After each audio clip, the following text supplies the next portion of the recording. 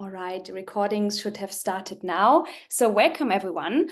We're using this session to give you an overview of the ODC Doctoral Consortium and basically also like the AOM conference overall and what you can maybe do ahead of time to prepare yourself, to feel comfortable at the conference and to kind of understand a bit the distinction between what is the idea of our consortium, maybe in comparison to some other things that take place like paper presentations or symposia. And we have a few of the board members of the ODC division with us today. That is Patrice, that you might have been in contact already with emails and who's organizing this year's doctoral consortium. Then there's Danny, who will also be in the consortium, and they will introduce themselves in a second. And then we have Richard here as well with us, who's also a board member. Maybe to very briefly introduce myself, and then I would hand it over to Danny. My name is Laura Fay. I was a PhD student at University of Edinburgh. In my role there, I was the doctoral representative at large at the ODC division. And one thing that I started to do was these kind of like webinars at different points of the year to bring PhD students together and get some insights about job markets or other topics of concern, networking. And this year we wanted to try this kind of event out of like talking together before the AOM consortium takes place for the ODC division to see if there's maybe, you know, some information and some reassurance we can provide so that you have a good feeling when you go into the conference next week. And I just now started my role after the PhD as an assistant professor in Germany. So I moved, and the new incoming person that I'm handing over now for the role of the doctoral representative at large is Danny. Hello, thank you very much, Laura. Hello, everyone. My name is Danny van Montfort. I'm a PhD candidate at Nijrode Business University. It's a small business school in the Netherlands. I'm a part-time PhD candidate. And indeed, as Laura said, I'm the incoming PhD rep of the ODC division. And I will also, of course, attend this new meeting next month. And I hope to see you all there. Patrice, maybe you want to go next? Yes, happy to go next. I'm Patrice Rosenthal. I am the lead organizer, and I'm having a great time doing it. It's so wonderful to see the faces of all of you that I've been communicating with over these past weeks. I am doctoral faculty at Field and Graduate University, which has been around for about 50 years and is based on a scholar practitioner model. My colleague Jen Nelson is a student, and she's joining the consortium along with a couple of others. So that will be fun.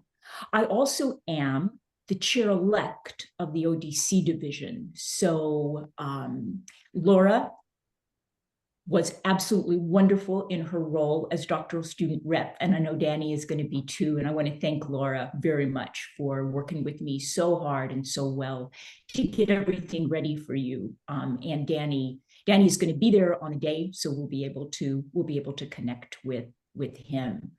So organizing the Doctoral Student Consortium is one of the wonderful tasks of my role as chair-elect of the ODC board.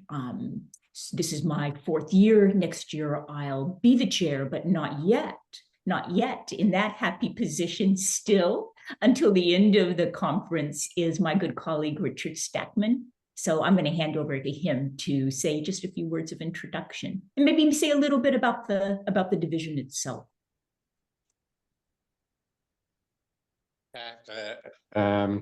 Collect all my thoughts. I'm going to go in this order. Yes, huge thanks to Laura for her work, especially in supporting student members, doctoral students.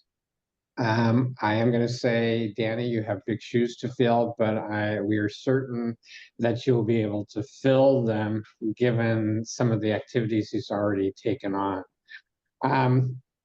I was just calculating in my head, I have 12 more days as division chair. So when Patrice hands me my service plaque on Monday, that's the official, Monday, see, that'd be August the 11th. That's the official transfer of ODC power.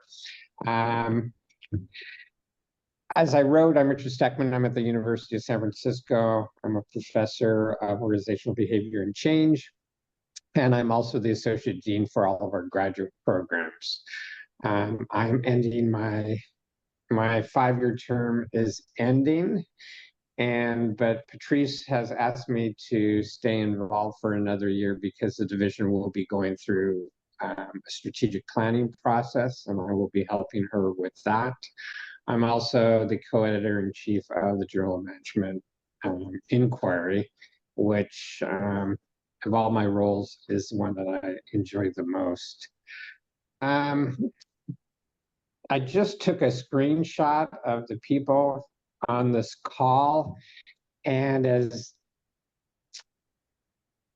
Patrice wanted me to talk about the division, this is the division. We are an excitingly eclectic group of scholars / practitioners. And we fully embrace the full range of the membership. We are pivoting a bit and further embracing our role as, I'm going to use the word shepherd, of both rigor and relevance. We now have the Rigor Relevance Award in its second year. We're launching a PDW called R² about rigor relevance at the intersection of scholarship, practice, and I'm going to even say education. We're also leaning in on the role of organization development, especially in change, with respect to addressing grand challenges going forward. So within, I think, the business field, we are most focused on, I've got to be careful what I say here, providing a different path from, I would argue, the narrow neoliberalism about maximizing shareholders' wealth, to really looking out at developing thriving organizations that take care of all stakeholders, not only human, but our planet Earth. That's my vision. If you don't agree with it, I'm gone in 12 days. So with that, I'll turn it back to Laura or Danny. Thank you very much, Richard. The first point that we kind of have on our agenda is kind of understanding a bit like what the ODC Doctoral Consortium is and what the AUM conference is. And for this, I ask if Patrice and maybe Richard as well can stay in the chat. And then after that, we are kind of moving more to like preparation strategies, like, what can you do pre-conference? What is maybe helpful during the conference or afterwards to kind of like get the most out of the event? And then we open it up for questions and just, have kind of like a dialogue, and you can put questions either in the chat or raise them directly. So that's kind of the idea of like how today is going. So maybe for the first point of like understanding a bit better what the ODC Doctoral Consortium and the AUM conference is, I thought I'd just share how I stumbled across ODC, and then after that I'd hand it over to Patrice and Danny in terms of their experiences with it as a faculty member as well as a student. For me, so I started my PhD in COVID, and then my first in-person AUM was in 2022. And so I was in Seattle, and I didn't know so many people at that time in the PhD. So it was pretty new environment, and then this big conference. And basically, I came across by accident, more or less, at that point in time, the Doctoral Consortium. And I remember that I came into the room and I thought, okay, finally I can breathe. I went to all these different conference sessions and paper presentations and tried to take lots of notes and ask questions. And I felt a little bit stressed of like, where's the moment in time where I can actually maybe calm down and reflect and ask questions if I'm uncertain, because even in these coffee socializing parts from AUM organized, I felt like there was such a buzz and a lot of strangers, and I didn't really know with how to react to that. And when I came into the room of the doctoral consortium, it literally felt like, you know, some pressure is being taken from my shoulders, and I can actually just sit down, ask questions, understand what people are there for, what is driving them. And I can also learn about like the diversity that there is in academia. Like I came from, in my school at the time, there were some part-time PhD students, but mostly whom I was interacting with was full-time PhD students that also wanted to have a career in academia. And through going to the doctoral consortium at the time, I saw all these different paths to, you know, maybe have a practitioner career at the same time, to maybe move between being a practitioner and being a researcher, and all these different options that are out there. And I found that, yeah, it was quite liberating, and I really enjoyed the conversation and the different people that came together. So that was my, I think, very positive first impression of the ODC Doctoral Consortium, and talks a bit about what it is about, you know, in terms of like it being about networking and coming together and learning, but also kind of like having that safe space in this very big conference where you can ask questions and see how to navigate everything. Yeah, so I think I'll stop there and maybe hand it over to Patrice just for the more maybe professional introduction to what the ODC Doctoral Consortium is. I think that's such an important introduction to what the ODC Consortium is, and also the ODC division more generally. I can remember, even though it was a long time ago, my first attendance at the Academy, and I'm looking at the chat and I see for a few of you it's going to be the very first. It's a wonderful event, and it can be very overwhelming, and it can be quite isolating.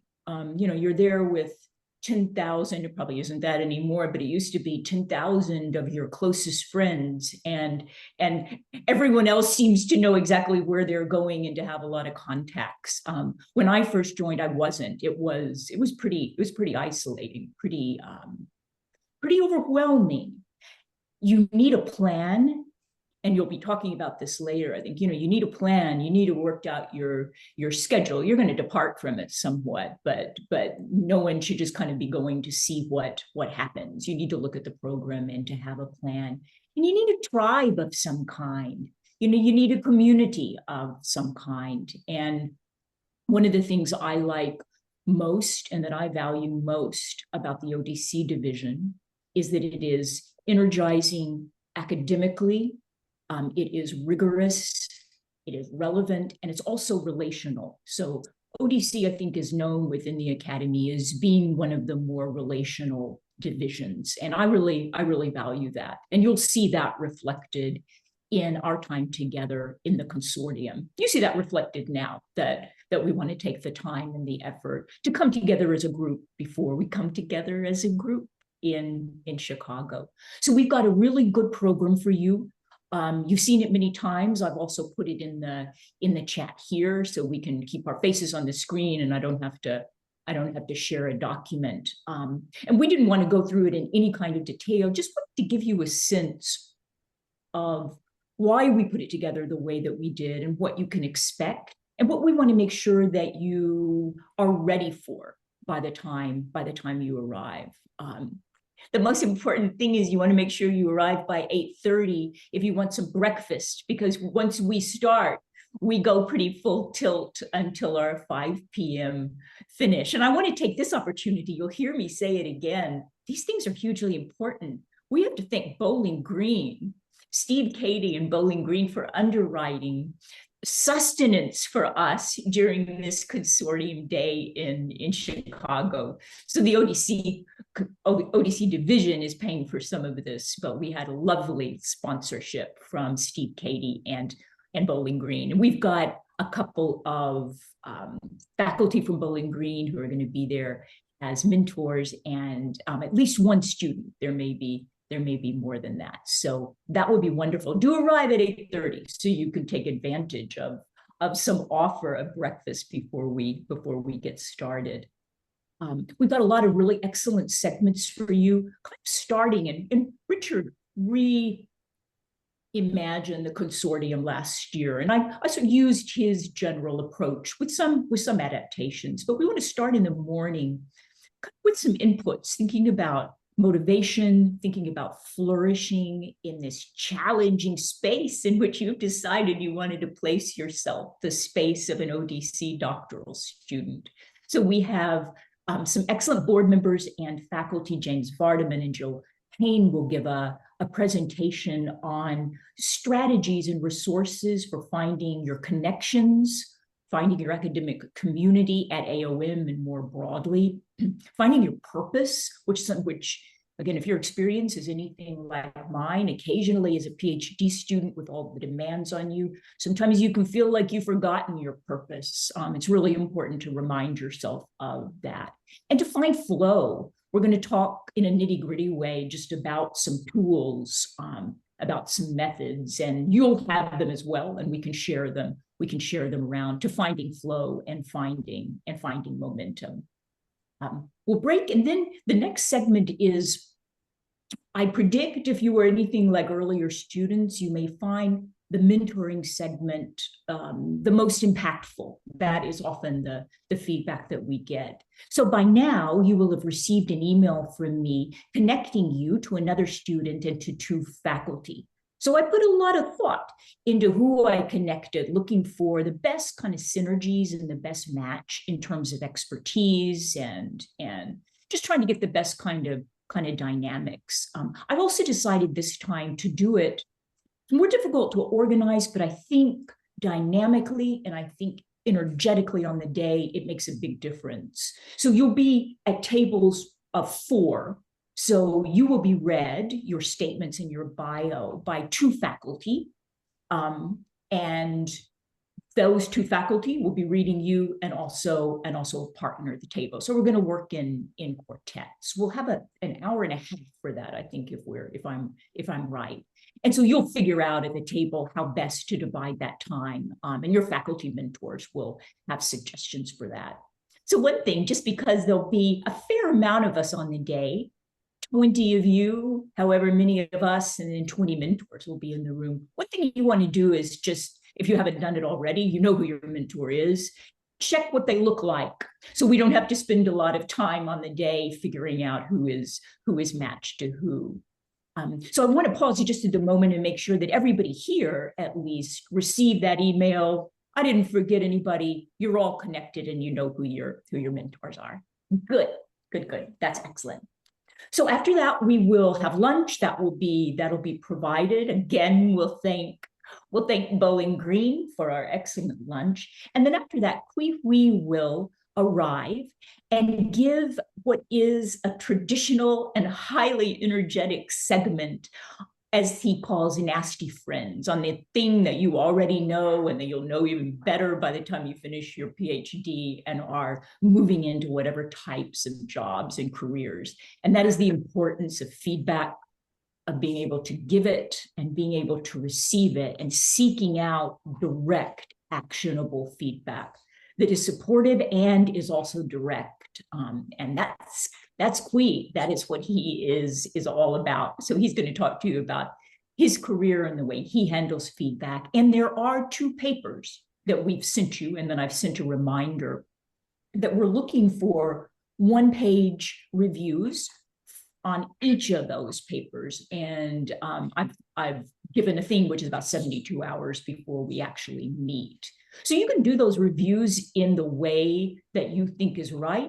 You know, your doctoral students, you know how to review papers. You do want to give some sense of a précis of the paper, and then organize the reviews however works for you. I've received 2 of them, and they look quite different, and they're both just fine. So if you want to get some advice, I don't know, from your faculty mentor, if this is something new to you, by all means do that. We want those reviews from you because you're going to be part of the conversation in the day, and because it's an important prep for a doctoral consortium. So when I finish, I'll ask if there's any questions about that or anything else. So that's going to be a quite energetic session. There are 2 papers there. We're going to trade feedback on each of those. There's some question about Roman Terrakin, who was the winner of the doctoral student paper in the ODC division. There's some question about whether he's going to be able physically to be there on the day. If he's not, I've got a backup plan. So one way or the other, Roman will be there with us. So do make sure you read both of the papers. We'll then in the afternoon have a session on looking ahead, talking about, and this is something that Richard was alluding to, we, the ODC division, are one of the more internally various divisions in AOM in terms of constituencies, in terms of the paths that individuals are taking into the academy. Some a very traditional academic, straight up scholarly path, others coming in a scholar practitioner kind of way, others coming in a practitioner scholar kind of way. So there's variation in the orientations. I can see that in your materials, and that is reflected in the division more widely. So not everyone in the consortium of ODC is seeking to go into a tenure track job. Many are, and we're going to be talking about that. But our paths are more various. And so we've got a few presenters who represent different paths, and they're going to tell you about those, about their entry, and then where they're going next. One student that I worked with, Colleen Cuddy, an alum of Fielding, is going to be participating in that. And she stands as a very interesting exemplar of what a scholar practitioner career may look like and what it takes to build one after you finish. We then will come to a close. So Danny is going to be there. So sad that Laura is not going to be able to attend, and we will miss you so much. Danny will be there, along with two other members of the ODC board, Ignacio Pavez and Minji Gao, and they're going to talk to you focused in a particular way on the resources of the ODC division for you as doctoral students. So giving you a sense of what's going on, many innovations that Laura and colleagues started, and we want to keep those going. So we'll let you know kind of what's cooking in the ODC division. We want you to continue to be members of this division. You're just the right people for ODC. So we want to give you a sense of what value proposition there is there for you. And then we will finish up. At the end, we're going to remind you of these rigor and relevance events that are taking place on the following day, which will be Sunday. So we'll be much more specific about that. But I do encourage you to look in the program if you haven't already. There is a PDW with the title Rigor and Relevance. There's the Rigor and Relevance Award. So that is, I'm blanking, Richard, that is Jane Dutton and Amy. No, Kathy Eisenhart. Jane Dutton and Catherine Eisenhart this year have been awarded, this comes from INSEAD, have been awarded the Rigor and Relevance Award. They're going to be in conversation about that very topic. And then there will be a reception after. So you have a warm and special invitation to all of those events, which again exemplify the ODC division. So that is all from me, just to give you a kind of preview of how we put the program together and what we're looking for and what we hope to accomplish on the day. Any questions, both about the philosophy or about the logistics of the consortium?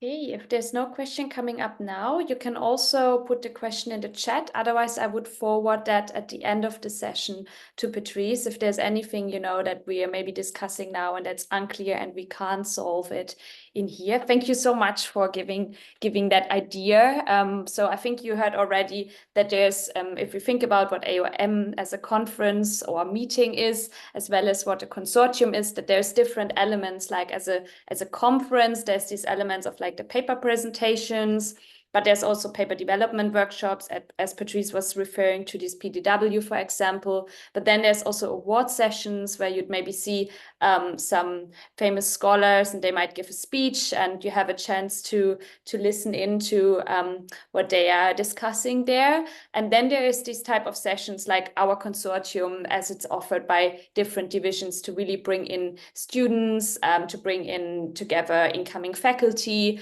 and to kind of create these senses of like networking and community. So these are kind of like the different types of events, and there's many more like socializing events also around this, but like, so just to give you an idea of where to see that consortium in comparison to these other things going on.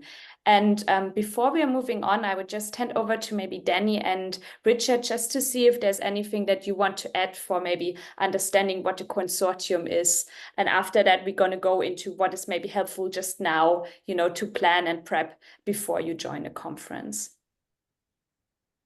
Okay, I can jump in. Thank you so much, Laura and Patrice, for your great presentation. So last year, I attended my first AUM in person. The years before, during the COVID pandemic time, I was a virtual attendee. But let's zoom in on indeed the PhD consortium. And it was a long day, and it was a very vibrant day. It started early on with an empty stomach, indeed. So there's good breakfast. And when you enter the room, I was a bit late. Saw many people a bit nervous, but also a kind of something is going on here in this room. And from my experience, everyone is really nice, really friendly, really kind, and open also to have a conversation. So when you pick up your breakfast, from that moment on, the conversations already started. And then as a kind of naturally emergent roundtable discussions, you just talk with people, okay, where are you from? And then, in fact, the event is already going on. And then, of course, we have the formal part, which is incredible, which is lovely. And just to reflect on my part with the mentor, one of my intellectual heroes was my mentor. So that was also really great to involve him in my research and to learn from him. So it's a lovely event, and great that you all are going to the consortium.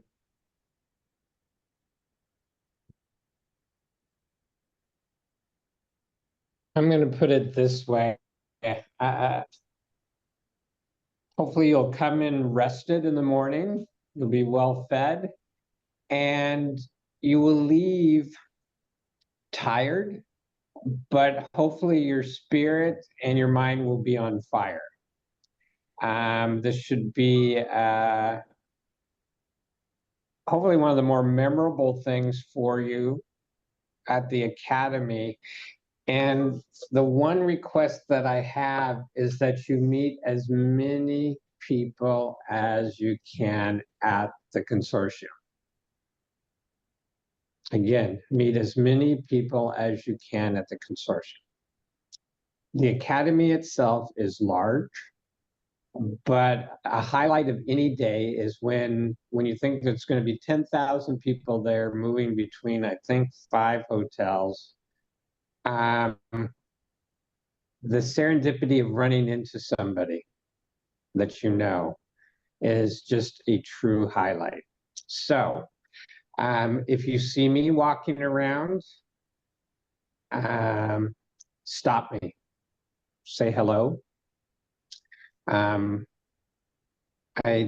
try to plan that I'm not rushing from session to session, so I'll be able to stop and have at least a quick chat with you. And I think that it may be the same way in all divisions, but we take great pride in that in our division. I think I noted my first Academy was 1989. I'm amazed that I can remember it was that year. I'm not sure that I can remember much else from that, besides it was in Washington, D.C., and it was hot. But now my total and complete experience at the Academy revolves around seeing people. And to think about how those friendships and relationships have developed over time. So lean in, on growing your network within the Academy of Management, and especially the ODC division. And I have to jump off, so I apologize, because I have to meet with Jill Payne about the R-squared or the rigor relevance PDW right now. So I look forward to seeing you all on a week from Saturday, if not before. And safe travels to all. And thank you again, Laura and Danny and Patrice. Thank you for joining, Richard. That's perfect timing. We're coming to the next stage, the preparation stage. So this is kind of like where we're going to go over a bit, like Danny and I, the experiences we had and what makes sense to prep. So we're kind of leaving our more senior faculty members and kind of, open this up to a little bit more close conversation. We're still recorded, but we're changing the vibe a bit. So thank you so much, Patrice, for joining. Absolutely. Just as I pop off, so you can talk about the way it really is. Just one final thing that I should have said that might be helpful. There's no reason to get nervous meeting the faculty, and yet it is in the mentoring sessions, and yet that is the most kind of direct individual aspect of the meeting. And somebody's reading your research plans and you don't know them and you've not had any kind of prior conversation with them. That is hugely impactful, and it can not, perhaps it's not obvious the best way to handle it. I participated in those events as mentor for many, many years, and I absolutely love it. Almost always they're excellent, really great conversations, and you get good ideas and attention from people that otherwise you wouldn't have contact with. You want to think maybe about what in particular you might want advice on. The faculty might ask you that. They might not. The faculty are going to pretty much take the lead about the dynamics, but you don't want to be a passive vessel to that. So you may want to think about particular questions on which you would like their viewpoint, their advice, their thoughts, and they'll give them to you. Absolutely. Just a few things that I've seen kind of go a little bit awry. I've noticed some people are extroverts, and I've seen students kind of take up too much of the time. You'll probably be asked for a very, very quick overview of your work. Some faculty may jump right in. More probably will start the session just asking you to talk for just a very few minutes, to give a reminder of overview. So be ready for that. Know what you want to say if that comes up, and don't take up too much time doing that. You don't want to hear from yourself. You want to hear from the faculty. So that's my advice. Be ready for it. They're always highly energizing, constructive conversations. The kinds of faculty who will volunteer and want to do that are just the right kinds for this kind of segment. So you want to get as much as possible out of it. Be prepared. Have a thought about what you might want to focus on. If they don't ask you that, that's fine. They'll focus on whatever they think is important. And if you're asked to give a quick statement, make it a good one, really concise, and make it quick so you can reserve most of the time to hear from them.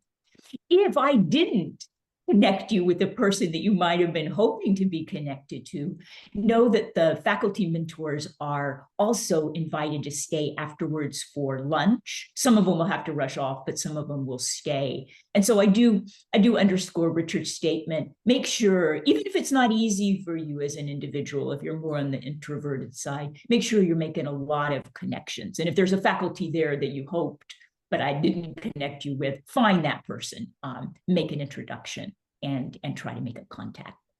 I think that's particularly important, and I underline it just because what we hear in the feedback is the consortium is almost always seen to be highly, highly valuable. It's that mentoring session, because it's all about you and your specific work, that always comes out at the top. So you want to make sure that you make absolutely the most out of it. Thank you so much for being able to sneak in that advice. It is so wonderful to see your faces after connecting with you over email, and I can't wait to see your faces in a room together. Laura, Thank you so Danny, much. thank you so much for doing this. I'll see you in very short while in Chicago. Safe travels. Bye. Thank you, Patrice. All right. The next point we would come to now is kind of like preparation strategies. So anything regarding, like what makes maybe sense to think about now. And Patrice kind of started to touch on this in terms of thinking like what are maybe questions for the day? What are you interested in? As well as kind of like thinking about the schedule. If this is your first AOM, how to find out what type of events are there. And I just, when I looked down, like I just took some notes of what I think was helpful for me to share with you. And then I'd opened up for Danny. And then if I know from the chat that for most of you, it's the first AOM. If we do have anyone else, that joined before that has any tips, please also just feel free to jump in. Like we don't have to go in a certain order, but if you feel more comfortable to raise your hand, we can also go with that. So I'm going to have a look if anyone raises their hand or puts anything in the chat as well. I think one thing that was very helpful for me is that the AOM program comes online on a website. And you're going to see it's massive. So it's really hard to get an overview. So one thing that I think it does take some time to understand how to navigate that program and how to filter for different divisions and see what happens at what point in time. So I think something that was very helpful for me and took some stress away was to actually say, okay, I'm going to reserve a bit of time, maybe actually 2-3 hours, because me and technology, it's difficult, to have a look at this like a week in advance and, get an idea of like what are events that are helpful for me. And then maybe also see, depending on how comfortable you are to go to things alone, maybe you do know another person that also goes to AOM. And chat with them, see what they think is interesting. Maybe you've overlooked something because it's such an extensive program, or maybe there's actually some sessions you can go together with, especially on the first day. So that can sometimes be helpful depending on how you're feeling mentally to kind of be a bit more prepared. So definitely do have a look at that program beforehand. And then it's no problem.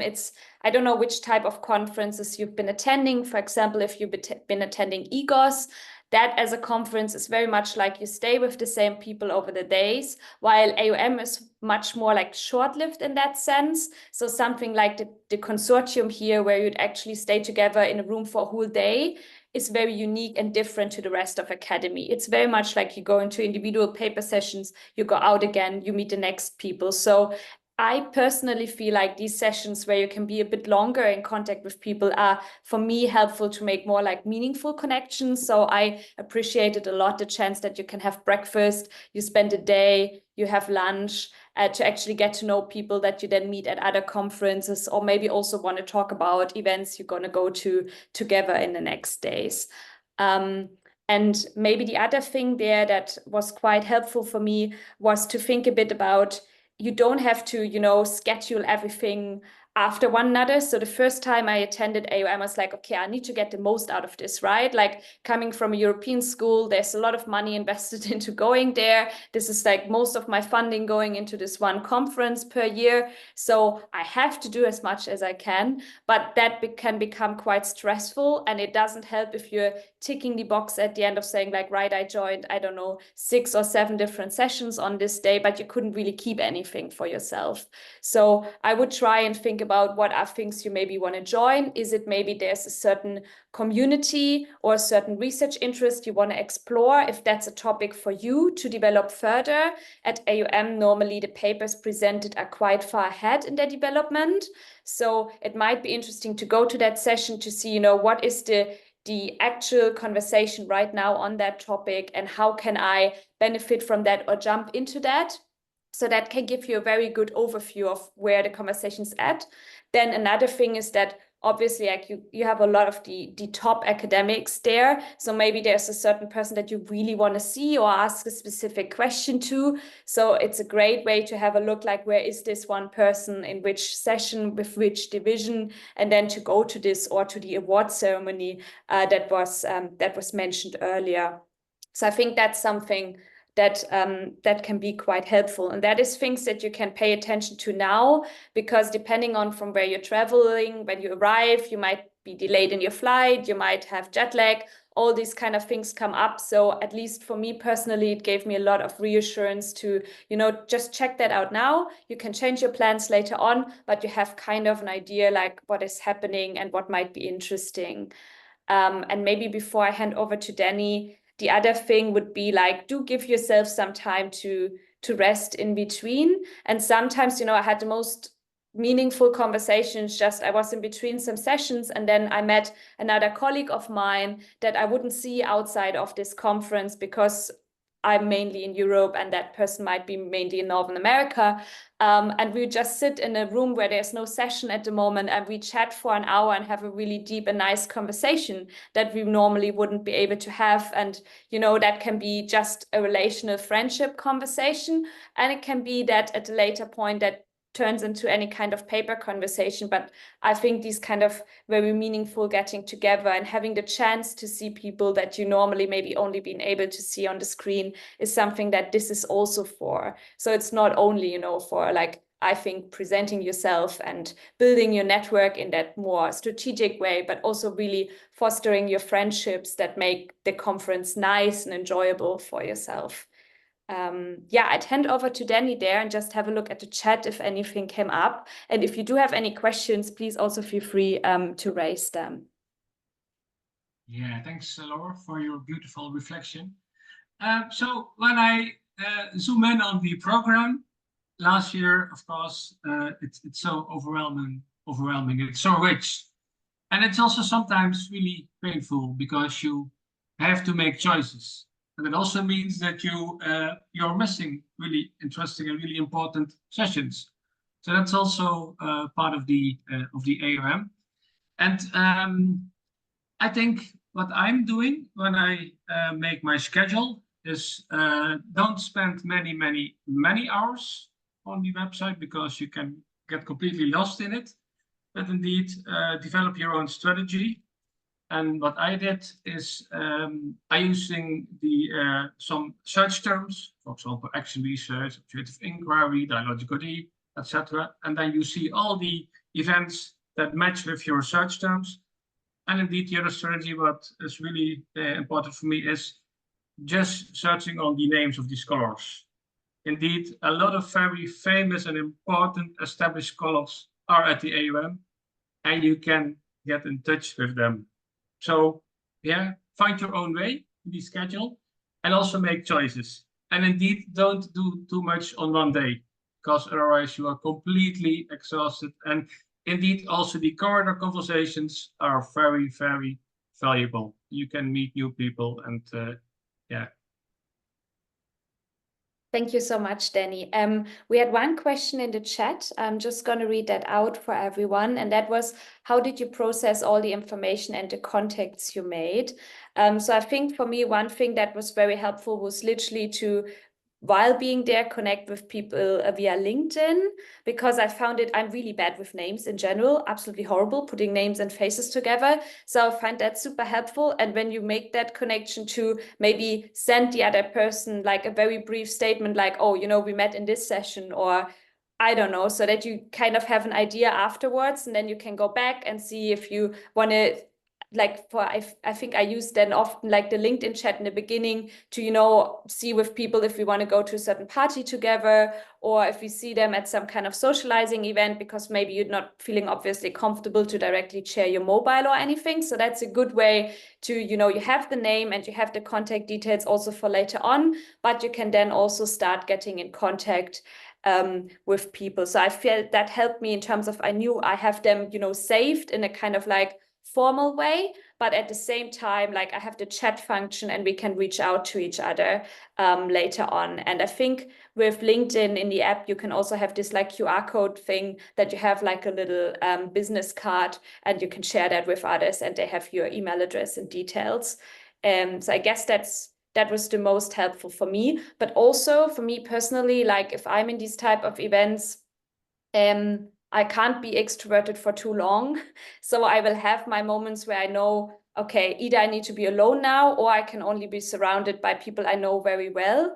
So that is, I think, something to find out. And in the beginning, I think I would beat myself a bit more up about that, you know, would think, okay, I'm here, I have to use this opportunity. And have as many conversations as possible. And now I know, like, especially like if there's sessions in the morning, maybe that's something where I'm very open and I can meet a lot of new people. But then often for evening sessions, I try to structure more that I'd maybe have dinner with people that I know better and that maybe we are discussing a paper project or something, because that's kind of like a strategy that works well for me. And then I can develop new energy and then the next day meet new people again. So I think that's something where you can see for yourself, depending on how extroverted you are, what kind of strategy works best for you with that. I don't know, Danny, do you have anything to add regarding that point? No, just I'm very old-fashioned. I don't even have an active LinkedIn account. So, but what I'm doing is I'm taking notes and I'm writing down the email address and I reach out to people. So for me, it's that's my strategy. No, I think it's good to get some diversity into that. And I think, yeah, and I also think there's no one way of doing that, right? Like everything that we're saying here today, also what the other board members say, that's the subjective viewpoints and we try to share them, but obviously you have to kind of see what works best for you. Is there anything else like regarding maybe preparation that you're wondering about? I'm just seeing if there's anything in the chat. Yeah, I put something in the chat. I've been Yes. noticing just because it's a big overwhelming program and I've been looking through it. And one of the things is that I see is that there's networking hubs at the hotels. And is that anybody ever gotten value from that? What do you do? What is it? What do we know? And I know there's also, we've been getting emails about like a job fair or job career thing. And if others have had experience with that, I'd be interested in hearing about that.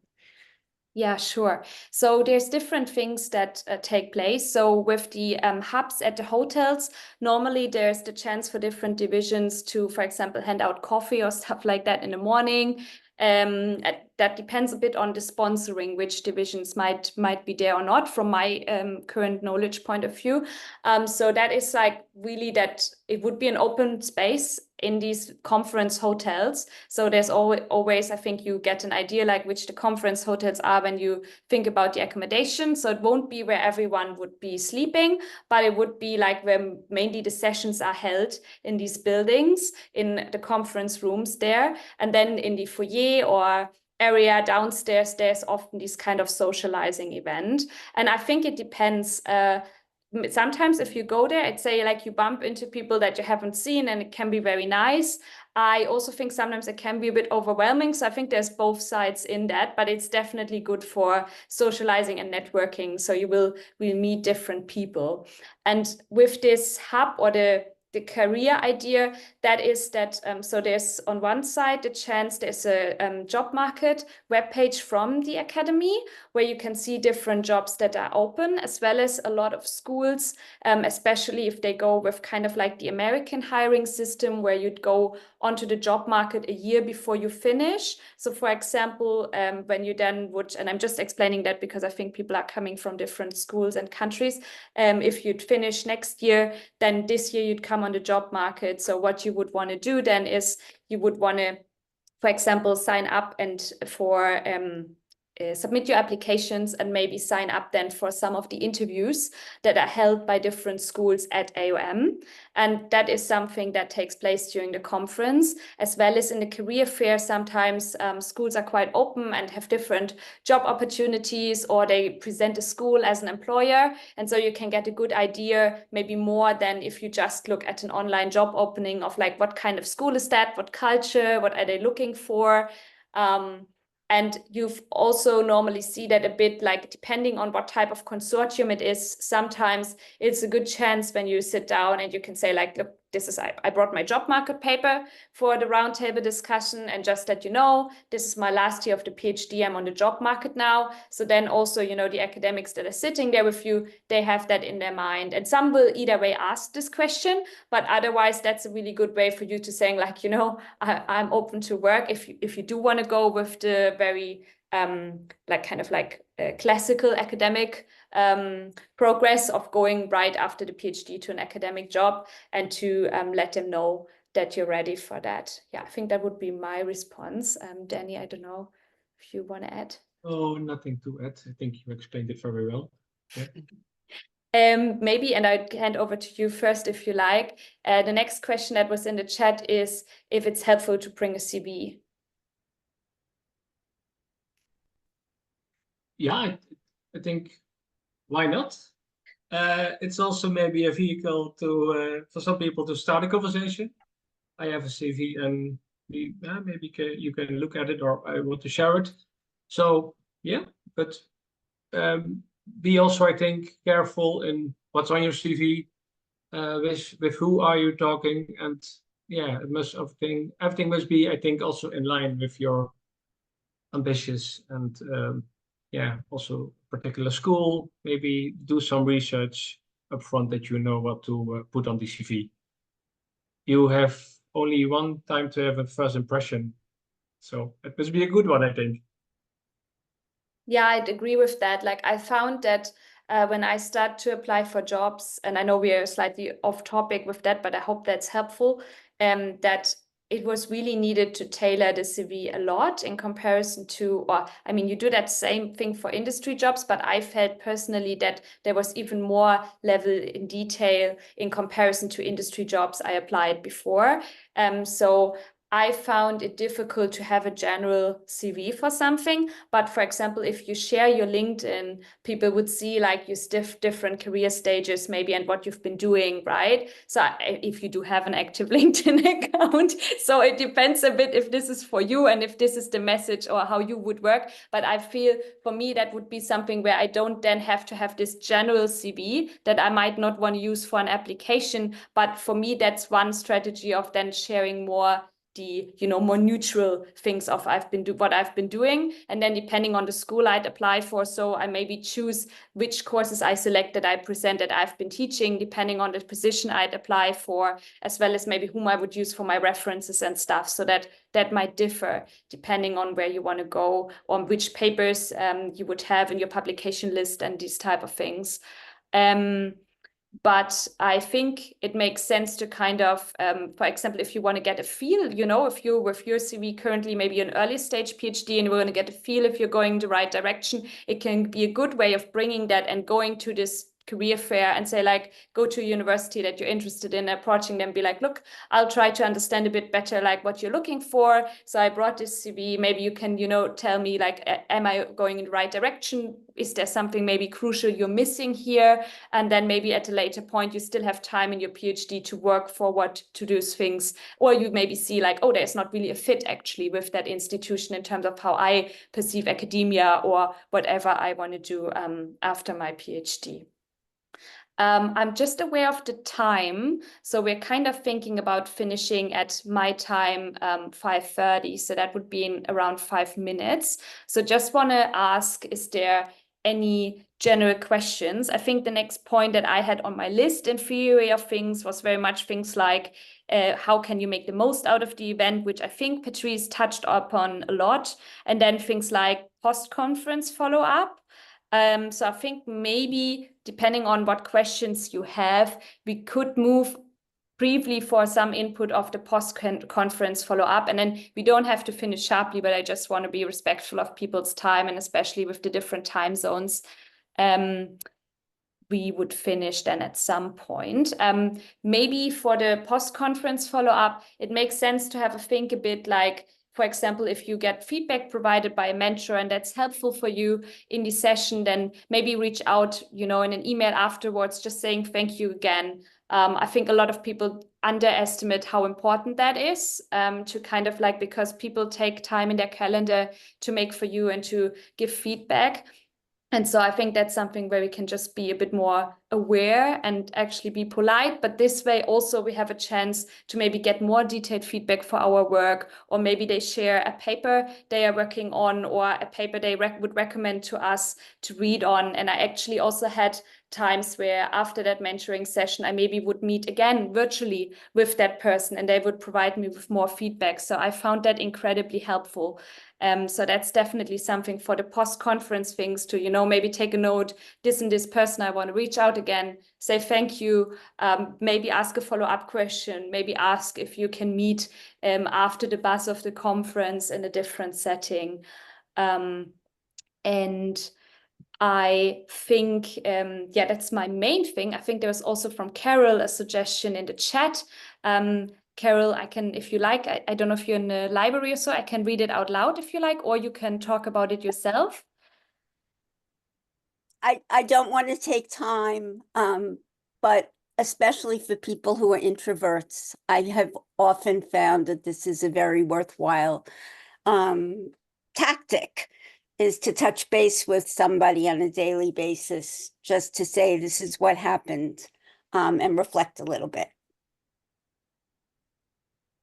I think that's a great idea. Thank you very much for sharing. And I think there's no, like Danny and I obviously have a bit more of the speaking time here, but this is for everyone. So please never think that you're taking up the time here. So it's nice if we bring different perspectives in. Maybe one more thing also regarding this introvert thing is, I had it before that I'd been in a session with an academic that I very much wanted to listen to, but I could not get it over myself to ask my question because I was just too intimidated in the moment. So I think that's also something where for most people, if you Google them afterwards, you'll find their faculty email address on their websites. And if you say, you know, look, I went to your session, I had this question, but I didn't feel comfortable to ask this in the moment, you can reach out afterwards. You have your notes, you've done your homework, and then you can build a connection afterwards. So I think that's helpful sometimes in terms of the pressure you might feel, and especially depending on maybe how famous the person is. Like if there's this bulk of people around, I think not everyone feels comfortable to joining into that. So this can be a way of like how you can also reach out in a way, or maybe they will be at a business meeting of one of the divisions or in a socializing event. So that gives you more opportunities for this kind of getting to know people. Are there any other questions that we can maybe sort out before we're closing this session today? Okay, Danny, do you have any maybe other learning or something from the conference that you think might be helpful to share?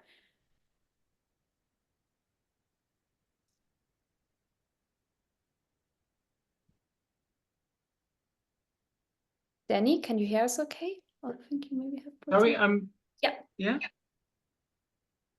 Sorry, what was your question? I was Sorry, no distracted by worries. the The chat. question was like if you have anything else to add in terms of what is maybe helpful for the conference that we haven't touched upon. I'm trying to think if there's anything that we might have not yet talked about that would be helpful. No, I think the most important thing is just go there and enjoy. Really love it. Embrace all the new persons you will meet. Embrace all the knowledge you will learn, the knowledge you give also, and have great conversations. Yeah. And afterwards, of course, reach out also to people and further building on your connections and relationships. AOM is the place, I think, to do that. Thank you. I think that summarizes it quite well. Also, because we are trialing this kind of format for the consortium to have this kind of very small webinar in that sense beforehand or chat. If this was useful for you, or, you know, if you think like, oh, maybe some other things might be useful also in hindsight after the consortium this year, please feel free to reach out either in the consortium or via email. You can either contact me on LinkedIn, and I'll also gonna put my email address in the chat here.